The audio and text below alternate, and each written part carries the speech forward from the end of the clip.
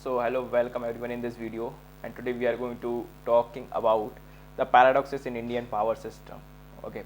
So सबसे पहले मैं बता दूं कि मोटिव क्या है इस वीडियो को बनाने का।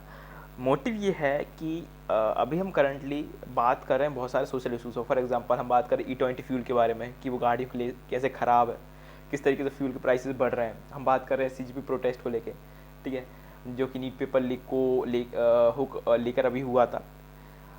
बट कोई भी बात नहीं कर रहा है इलेक्ट्रिकल सिस्टम के बारे में, इस सेक्टर में क्या चल रहा है, इलेक्ट्रिसिटी में क्या चल रहा है, because electricity is also a important part of our day to day life. ठीक है, ये हमारी पॉकेट को डायरेक्टली अफेक्ट कर रहा है। फॉर एग्जांपल अभी जैसे स्मार्ट मीटर्स की वजह से प्राइसेस हाइक का बहुत ज़्यादा कंट्रोवर्सी हुई थी कि भाई प्राइसेस बहुत बढ़ गए हैं इलेक्ट्रिसिटी के। तो इस पर कोई बात नहीं कर रहा है। मे बी ये बहुत ज़्यादा टेक्निकल कॉन्सेप्ट है कि भाई किस तरीके के प्राइसेस बढ़ रहे हैं। ठीक है, तो मैं वही डिस्कस करने वाला हूँ कि किस तरीके से जो इंडियन पॉलिसीज़ हैं या फिर हम इंडिया का जो फ्यूचर प्लान है regarding the power, electrical power, वो किस तरीके से अफेक्ट कर सकता है for our day to day life and a normal electricity consumer. And paradoxes means here that the contradictions, कुछ कॉन्ट्राडिक्शंस चल रही हैं हमारे इंडियन ग्रिड में, तो हम उसके ऊपर डिस्कस करने वाले हैं। And first of all I am also a student and I am also learning things. So इसमें जो मैं अपने इस पीपीटी में जो बात करने वाला हूँ वो मेरे पर्सनल ओपिनियंस है। मैं ये नहीं क्लेम कर रहा हूँ कि गवर्नमेंट पॉलिसीज़ ख़राब हैं या फिर ये प्रोजेक्ट्स पे काम चल रहा है वो गलत है, नहीं। मैं इसमें से अपनी ओपिनियन रखने वाला हूँ कि मेरे ओपिनियन क्या है इन पॉलिसीज़ के ऊपर और इन प्रोजेक्ट्स के ऊपर एंड की जो मेथड्स यूज़ कर रही गवर्नमेंट उसके ऊपर। ठीक है, तो without wasting any time let's move. तो सबसे पहले हम बेसिकली मैं एक ओवरव्यू बता दूंगा हम इस पीपीटी में करने क्या वाले हैं। तो जैसे कि मैंने बताया कि कुछ कॉन्ट्रडिक्शन है उसके बारे में बात करने वाले हैं। हम एक ओवरव्यू लेने वाले हैं इंडियन ग्रिड का, किस तरीके से जो है मतलब प्राइसेस हाइक हो रहे हैं, जो हमारी जो मनी है उसका किस तरीके से यूटिलाइजेशन किया जा रहा है to developing the Indian grid, okay, for future perspective. तो चलो बात करते हैं इस पर। तो सबसे पहले हम एक ओवरव्यू लेते हैं इंडियन ग्रिड का कि भाई असल में चल क्या रहा है अभी। तो अभी अगर हम इंडियन ग्रिड को देखें तो हमारे पास installed capacity around more than 500 gigawatts की टोटल इंस्टॉल्ड कैपेसिटी है, जिसमें से 51 से लेकर 55% तक हमारे पास जो इंस्टॉल्ड कैपेसिटी है वो रिन्यूएबल्स की है। ठीक है, तो ये एक बहुत अच्छा माइलस्टोन है वैसे कि रिन्यूएबल्स हम 55% तक अचीव कर चुके हैं। फ्यूचर प्लान्स को देखते हैं जो कि बहुत एम्बिशियस है इंडिया के, कि 500 गीगावाट्स की टोटल इंस्टॉल्ड कैपेसिटी का टारगेट है ग्रीन एनर्जी का बाय 2030। 2047 तक 100 गीगावाट की 100 गीगावाट ऑफ न्यूक्लियर एनर्जी का टारगेट है। उसके बाद इन लोगों ने पता नहीं क्यों बट जो बैटरी एनर्जी स्टोरेज सिस्टम्स है उनका कुछ ज़्यादा ही मतलब टारगेट दे रखा है 74 गीगावाट से लेके 400 गीगावाट तक। तो ये हमारे टारगेट है बाय 2032, जो कि आई थिंक अचीवेबल है because we have lots of projects under construction. अभी हम थाउजेंड्स ऑफ मेगावाट्स के solar power plants already build कर रहे हैं, अंडर कंस्ट्रक्शन वो है। ठीक है, तो ये मेरे ख्याल से थोड़ा बहुत डिले के साथ अचीव हम कर ही लेंगे एक ना एक दिन। बट दिक्कत वाली बात ये है कि इस सिनारी को अगर कोई भी देखे तो वो देख के यही कहेगा कि सब कुछ बढ़िया तो चल रहा है भाई, इसमें दिक्कत है क्या। मतलब 55% हम रिन्यूएबल्स का अचीव कर चुके हैं, ज़्यादातर एनर्जी हम रिन्यूएबल से बना रहे हैं, तो फिर दिक्कत कहाँ पे। दिक्कत यही है कि दिक्कत नहीं है। बेसिकली इंडिया में अगर कोई भी चीज़ हो रही है ना और उसमें कोई प्रॉब्लम नहीं है तो सबसे बड़ी प्रॉब्लम यही है कि उसमें प्रॉब्लम है कैसे नहीं। तो वही हम डिस्कस करने वाले हैं कि एक्चुअली प्रॉब्लम है क्या। तो हम बात करते हैं सबसे पहले पहले अपने जो पहला पैराडॉक्स है उसके बारे में, जो कि है कैपेसिटी डुप्लीकेशन पैराडॉक्स। तो यहाँ पे मैंने एक एग्जांपल लिया है बारला सोलर पार्क का, जो कि राजस्थान में लोकेटेड है। ये सिर्फ एक एग्जांपल है, मैं बात ओवरऑल सोलर इंडस्ट्री की बात करने वाला हूँ। ठीक है, तो इसकी बात करें तो ये 2.2 गीगावाट का सोलर फार्म है जो कि फैला हुआ है 56 स्क्वायर किलोमीटर के एरिया में, जो कि कैपेसिटी होल्ड करता है to produce around 12,000 megawatt hour energy per day. ठीक है, मैं एक सनी डे की बात कर रहा हूँ, तो ये बहुत ज़्यादा एनर्जी प्रोड्यूस कर सकता है। इस तरीके के बहुत सारे solar park already under construction है इंडिया में। ठीक है, लेकिन अब दिक्कत वाली बात यहाँ पे जा क्या रही है कि अगर हम देखें लोड कर्व, इंडिया का लोड कर्व देखें तो यहाँ पे आप देखिए कि अगर दोपहर 12 बजे की बात करें, यहाँ पे इंडस्ट्रीज़ और जो कमर्शियल बिल्डिंग्स है वो फुल पीक पे काम कर रही होती हैं। तो वो है अराउंड मतलब अच्छा खासा लोड है जिसको कि हम कंपनसेट कर सकते हैं बाय द सोलर एनर्जी। मान लो मैंने एक सोलर पार्क बनाया, उससे मैं इस सबको कंपनसेट कर सकता हूँ। दिन के समय भाई मैं अपने कमर्शियल और इंडस्ट्रियल जो एरियाज है उनको मैं सप्लाई कर सकता हूँ, उनकी डिमांड्स को मैं कंपनसेट कर सकता हूँ। लेकिन दिक्कत वाली बात आती है रात के समय, बिकॉज जो रात की डिमांड है, तो ये पीक देख लो, ये अप्रॉक्स 8 बजे की है। तो रात के समय हम ज़्यादा डिमांड कर रहे हैं इलेक्ट्रिसिटी। अब ज़्यादा डिमांड क्यों कर रहे हैं, तो बेसिकली लोग अपने घर जाते हैं। अभी ग्लोबल वार्मिंग बढ़ रही है, ऊपर से सनी डेज चल रहे हैं। दिक्कत वाली बात ये होती है कि गर्मी बहुत ज़्यादा पड़ती है तो लोग एयर कंडीशंस को ऑन करते हैं, और एयर कंडीशंस बहुत ज़्यादा एनर्जी कंज्यूम करते हैं, not only active but reactive as well. ठीक है, तो ये पावर फैक्टर की भी मतलब अच्छी खासी मतलब अच्छा खासा इफेक्ट करता है पावर फैक्टर को भी। तो दिक्कत वाली बात है कि रात को ज़्यादा लोड आ रहा है। अब रात को सोलर एनर्जी तो जीरो हो जाती है, तो हम यूज़ करते हैं कोल पावर प्लांट्स का। अब यही दिक्कत वाली बात है कि हम एनर्जी प्रोड्यूस दोनों से कर रहे हैं। मतलब अगर मैं सोलर फार्म बनाता भी हूँ तो मुझे कोल पावर प्लांट को रनिंग कंडीशन में रखना ही पड़ेगा to compensate my demand of power at night time. That's a problem. अब कुछ लोग कहेंगे भाई बढ़िया है ना कि दिन के समय तो भाई अपने कोल बचा लिया, रात को भाई नहीं है सूरज तो हम कोल जला लेंगे। But the problem is that कि मैंने पैसा इन्वेस्ट किया billions of dollars to build a solar power plant, उसके बाद भी मुझे ऑपरेशनल रखने पड़ रहे हैं मेरे थर्मल पावर प्लांट्स को। और ऑपरेशनल से मतलब ये नहीं कि दिन के समय आप उनको पूरा बंद कर दोगे, उनको एक मिनिमम कॉस्ट पे चलाना ही पड़ेगा। सॉरी, मिनिमम जनरेटिंग कैपेसिटी पे आपको चलाना ही पड़ेगा, कंप्लीटली बंद नहीं कर सकते आप उसको। और रात को तो आप कोल की खपत कर ही रहे हो। दिक्कत आ रही है कि मेरा पैसा दोनों जगह जा रहा है, मेरा पैसा कोल में भी जा रहा है, मेरा पैसा जा रहा है सोलर में भी। ठीक है, अब ये भी उतनी बड़ी दिक्कत वाली बात नहीं है। हालांकि मैं अभी और टेक्निकल डिटेल्स में नहीं जाना चाहता, जो कि बॉन्ड्स रहते हैं with the power plants and power distribution companies, मैं उसमें जा भी नहीं रहा हूँ, वो एक अलग तरीके से अफेक्ट करते हैं इस चीज़ को। बट अगर मैं ओवरऑल लूँ कि भाई रात के समय भी मैं एनर्जी प्रोड्यूस कर रहा हूँ कोल से, और रात के समय ज़्यादा एनर्जी प्रोड्यूस कर रहा हूँ, ठीक है, तो उसका इफेक्ट क्या पड़ रहा है कि ऐसे इंस्टॉल्ड कैपेसिटी है 50% की इंडिया में, बट रिन्यूअल्स की बात कर रहा हूँ मैं, बट मैं 70% अभी भी प्रोड्यूस कर रहा हूँ कोल से, और सिर्फ 26% प्रोड्यूस कर रहा हूँ रिन्यूअल से। दिक्कत वाली बात यहाँ पे यही आ रही है कि अगर मेरे पास 50% की कैपेसिटी है तो मैं 70% क्यों कर रहा हूँ कोल से। तो वही रात को हमारे पास ज़्यादा डिमांड आ रही है, ठीक है, और रिन्यूअल्स आपको पता है कि वो इफेक्ट करते हैं हैवीली ऑन द वेदर, ठीक है, तो सिर्फ मैं 26% ही प्रोड्यूस कर पा रहा हूँ रिन्यूअल से। अब कुछ लोग यहाँ पे आएंगे कहेंगे हाँ सही है 26 तो कर रहे हैं ना, तो वो अच्छी बात है, ठीक है। मैं वही बोल रहा हूँ, ये इतनी बड़ी दिक्कत वाली बात है भी नहीं। दिक्कत वाली बात है अगली, जो कि बहुत ज़्यादा बड़ी है। तो ये मैंने कुछ यहाँ पे मेंशन कर रखे हैं जो कि मैंने आपको बताया उसी के बारे में। तो अगर हम आगे देखें डिस्कॉम्स के बारे में, ठीक है, डिस्कॉम डेथ स्पाइरल इस पैराडॉक्स का नाम है। तो बेसिकली डिस्कॉम क्या होती है मैं आपको बता दूं जिनको पता नहीं। डिस्कॉम एक कंपनी होती है जो कि आपके घर तक जनरेटिंग स्टेशन से लेके पावर ट्रांसमिशन का काम करती है। एक कंपनी पावर जनरेट करती है, एक कंपनी पावर डिस्ट्रीब्यूट करती है। डिस्कॉम्स हमारी जो है वो डिस्ट्रीब्यूशन कंपनीज है।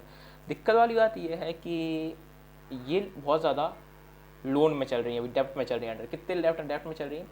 7.26 लाख करोड़ का डेप्ट है, पूरी ऑल ओवर इंडिया की बात कर रहा हूँ मैं। अब ये मैं एक रेफरेंस देता हूँ कि 8,000 करोड़ मतलब 1 बिलियन होता है, तो आप लगा लो 7.26 लाख करोड़, कितना ज़्यादा लोन है इनके ऊपर। इसको मैंने ब्रेक डाउन भी किया हुआ है। फाइनेंशियल ईयर 2024 से लेके हमने एनुअली जो लॉस देखा है वो है अराउंड 25,000 करोड़ का। ये एनुअली लॉस है इन कंपनीज का।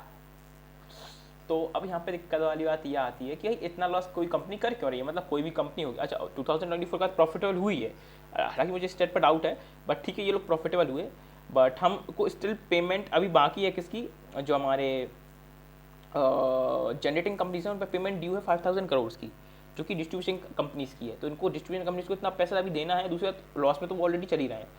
तो हाँ, तो मैं दिक्कत वाली आती है कि ये कंपनी लॉस में ऑपरेट कर क्यों रही है। बिकॉज कोई भी कंपनी होगी वो लॉस में ऑपरेट क्यों ही करेगी, है ना। तो ये लॉस में ऑपरेट इसलिए करें because these all are government own companies. तो ओवर 90% ऑफ जो इलेक्ट्रिसिटी डिस्ट्रीब्यूशन कंपनीज है वो गवर्नमेंट ओन्स है, जो कि लॉस कर रही हैं। जो 10% है वो तो प्रॉफिटेबल है, जो 90% जो गवर्नमेंट ओन्स है वो लॉस कर रही हैं। अब लॉसेस किस वजह से हो रहे हैं, तो बेसिकली क्या होता है कि गवर्नमेंट जो है वो सब्सिडी प्रोवाइड करती है for the farmers and the villages on the time of the elections. जब भी इलेक्शंस आते हैं तो गवर्नमेंट बहुत ज़्यादा सब्सिडी प्रोवाइड करती है for the farmers and the villages.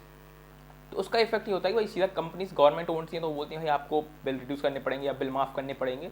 तो उसका सीधा सीधा इफेक्ट पड़ता है कि कंपनीज पे वो लॉसेस फेस करती हैं कंपनीज। अब लॉसेस को रिकवर करने के लिए वो कंपनीज क्या करती हैं, जो इंडस्ट्रियल और जो कमर्शियल एरियाज़ हैं और जो टियर 1 सिटीज़ के रेजिडेंशियल एरियाज़ हैं जो कि बिल पेमेंट्स कैपेसिटी रखते हैं, उनकी जो प्राइसेस हैं वो बढ़ा देती हैं, ठीक है। तो ये एक तरीके का पैराडॉक्स क्रिएट करता है, ठीक है। अब मैं वो आपको पैराडॉक्स समझाता हूँ वो है क्या। सपोज किसी कंपनी ने सब्सिडाइज किया due to the political pressure farmers को या फिर विलेजेस को, ठीक है। तो कंपनीज क्या लॉस फेसेस करेंगी। अब उस लॉस को रिकवर करने के लिए क्या करेंगी कंपनीज, क्या करेंगी प्राइसेस को बढ़ा देंगे। अब कंपनी ने प्राइसेस को बढ़ाया एक नॉर्मल यूज़र के लिए जो कि एक सिटी वगैरह में कहीं पे टियर 1 सिटी में कहीं पे रह रहा है। अब नॉर्मल यूज़र वो बिल देख के हैरान हो रहा है, ठीक है भाई इतना बिल मैं कैसे भरूंगा डिस्कॉम्स को। तो वो सोचेगा कि मैं क्या करूँ कि मैं ही ऊपर रूफटॉप सोलर पावर प्लांट लगा लेता हूँ मेरे घर के ऊपर। हाँ मैं मान रहा हूँ ये बात कि सबको ये मतलब सब लोग नहीं कर सकते, जो अपार्टमेंट्स में रह रहे हैं वो नहीं कर सकते, बस जिनके पास खुद का घर है वो सोच रहे हैं कि भाई मैं अपना क्यों ही ना मैं अपना रूफटॉप सोलर पावर प्लांट लगा लूँ। तो वो क्या कर रहा है, वो रूफटॉप सोलर पावर प्लांट लगा रहा है।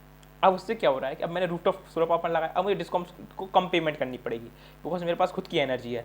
अब मैं डिस्कॉम को कम पेमेंट करूंगा, अब डिस्कॉम को मैं कम पेमेंट करूंगा तो डिस्कॉम को और ज़्यादा लॉस होगा। अब डिस्कॉम को और ज़्यादा लॉस होगा तो और प्राइसेस बढ़ाएगी। अब और प्राइसेस बढ़ाएगी तो मेरे जैसे और भी यूजर्स सोचेंगे मैं इतना हाई बिल पेमेंट क्यों करूँ, मैं सोलर पावर प्लांट ही लगाऊंगा। तो मैंने सोलर पावर प्लांट लगाया, अब कंपनी और ज़्यादा लॉस करेगी। ठीक, अब कुल मिला के बात ये आ रही है कि डिस्कॉम्स जो है उनको किसी ना किसी तरीके से अगर वो बिल बढ़ाते हैं तब भी उनको लॉस है, बिल नहीं बढ़ाते हैं तब भी उनको लॉस है, सब्सिडी से तो उसको लॉस हो ही रहा है। तो ये एक तरीके का पैराडॉक्स बन चुका है फॉर द डिस्कॉम्स। अब डिस्कॉम्स गवर्नमेंट ओन्स है और में हमारा ही पैसा लगा हुआ, टैक्स पेयर्स की मनी का पैसा लगा हुआ, तो एक तरीके से हमारा पैसा ही बर्न आउट किया जा रहा है।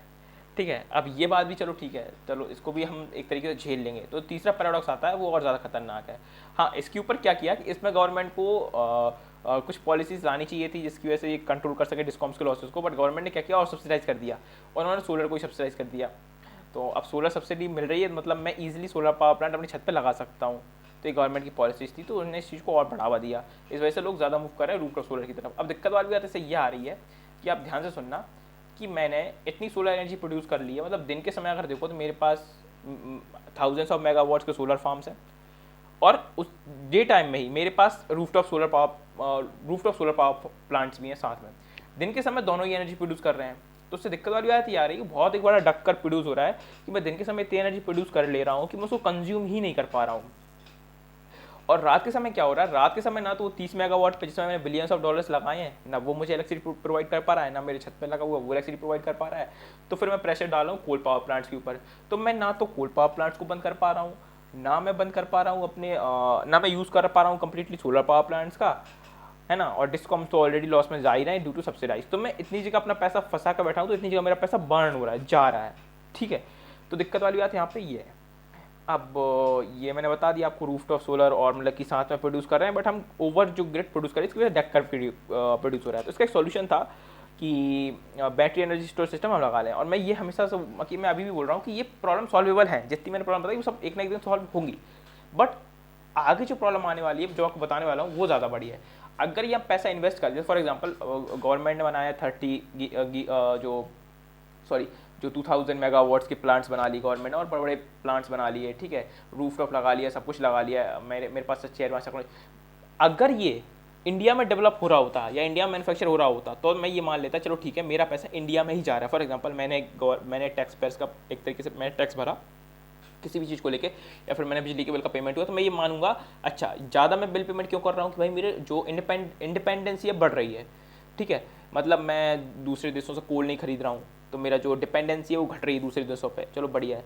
बट दिक्कत वाली बात ये है कि मैं पैसा दे रहा हूँ, अगर वो मेरे इंडिया में पंप हो रहा होता, मेरे इंडिया में सोलर की मैन्युफैक्चरिंग हो रही होती, इंडिया में इन्वर्टर्स की मैन्युफैक्चरिंग हो रही होती, तो मैं मानता चलो ठीक है किसी को रोजगार मिल रहा है, मेरा पैसा इंडिया में ही है। But the problem is that कि अगर हम सोलर सेल्स की बात करें तो India is only producing only 10 to 15% solar panels. बाकी की जो 80 to 85% सोलर पैनल्स हैं वो बाहर से मंगा रहे हैं, चाइना से या फिर साउथ ईस्ट एशियन कंपनी से हम उनको मंगा रहे हैं। तो हमारा पैसा जा तो भारी ना है ना भाई, मैंने ज़्यादा बिल पेमेंट किया बिकॉज आप सोलर पावर प्लांट बना रहे हो, आप सोलर पावर प्लांट बनाने के लिए आपने वो खरीदा कहाँ से, चाइना से, मेरा पैसा गया कहाँ, चाइना में। ठीक है, और ये तो ठीक है अगर हम कुछ बना भी रहे हैं ना तो उसके लिए मटेरियल चाहिए, जैसे पॉलीसिलिकॉन चाहिए, सिलिकॉन इग्नोट चाहिए, वो हम 95% बाहर से मंगा रहे हैं। Problem is that. चलो सोलर पैनल्स की तो फिर भी मान लो, इन्वर्टर्स की देख लेते हैं, इन्वर्टर्स भी हम 70 to 80% इन्वर्टर्स बाहर से इंपोर्ट कर रहे हैं।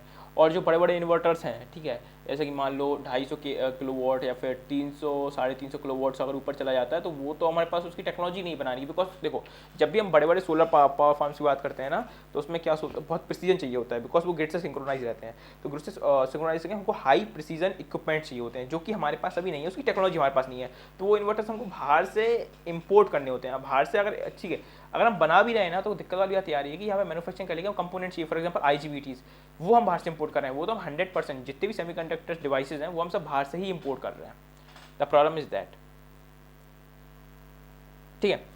तो ये भी एक दिक्कत वाली बात है कि इन्वर्टर्स को हम बाहर से इंपोर्ट कर रहे हैं। इससे और बड़ी दिक्कत वाली बात ये है कि मैंने कहा था कि ये सारी प्रॉब्लम्स मैंने तो आपको बताई, जैसे 3 पैराडॉक्सेस बताए, ये सॉल्व किए जा सकते हैं कैसे, कि अगर हम बैटरी एनर्जी स्टोरेज सिस्टम्स लगा लें अपने जो सोलर पावर फार्म्स हैं उनके पास या फिर कहीं पे भी। दिक्कत वाली बात ये है कि India do not have any capability to refine domestic lithium. India के पास कैपेसिटी है ही नहीं। हम जो बैटरी बनाने के लिए जो लिथियम या रॉ मटेरियल्स इंपोर्ट करेंगे वो बाहर से ही करने पड़ेंगे। हमारे पास रिफाइनिंग की कैपेसिटी है ही नहीं। अभी जो हम यूज़ कर रहे हैं ना 100% बाहर से इंपोर्ट कर रहे हैं बैटरी एनर्जी स्टोरेज सिस्टम्स को।